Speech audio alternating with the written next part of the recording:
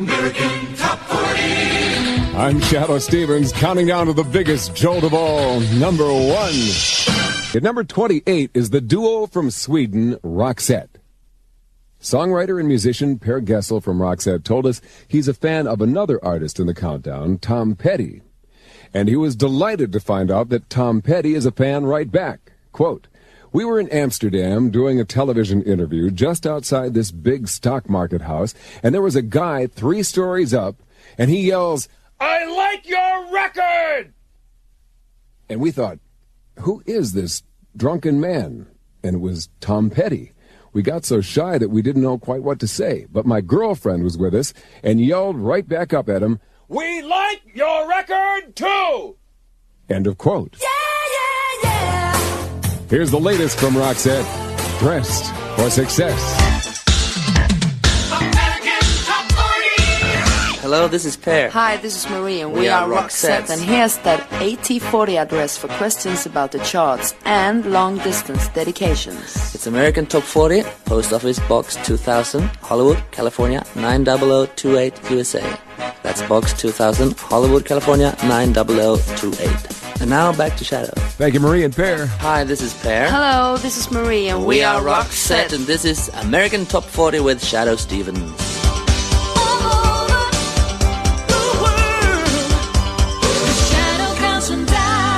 We're nearing the hit heights of Billboard's #1 song of the week, and I'm Shadoe Stevens. Are they a mere pop confection or just tasty ear candy?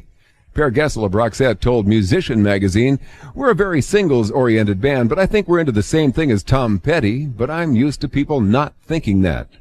Their latest hit now makes the top 5. Roxette at number 5 with "Fading Like a Flower Every Time You Leave." That's the full title with subtitle of Roxette's hit. It's up from number 7 to number 5. Hello, this is Marie. This is Per, and we are Roxette. Shadoe, here's a Swedish crown. Will that take the two of us on an AT40 flashback? Well, every coin's a winner. Why don't you drop in yours? Casey's Top 40. For Casey Kasem, I'm Mark Elliott. And now we're up to the current hit for a duo from Sweden whose homeland fans range in age from 2 years old to 85 years old. And those are just the ones they know about. According to Per Gessle of the duo called Roxette, while rock in America has an air of rebellion about it, in his native Sweden, rock is regarded as just plain good music. The Swedish supergroup ABBA had fans from every age group. Even the King of Sweden said he was a big fan of ABBA, and he's given Roxette the same royal nod. Per told us that he's kept track of the many fans that Roxette has in Sweden, and what he's found is that the youngest fan seems to be a 2-year-old boy named Max who lives in Göteborg. Max can sing from memory all the duo's songs. That's because his mother used to play their albums to help put him to sleep, and young Max has heard the songs so many times he knows all the words. Or at least he knows all the words as well as a 2-year-old can. On the other end of the scale, the oldest Roxette fan Per Gessle has come across is an 85-year-old grandmother who lives in Stockholm.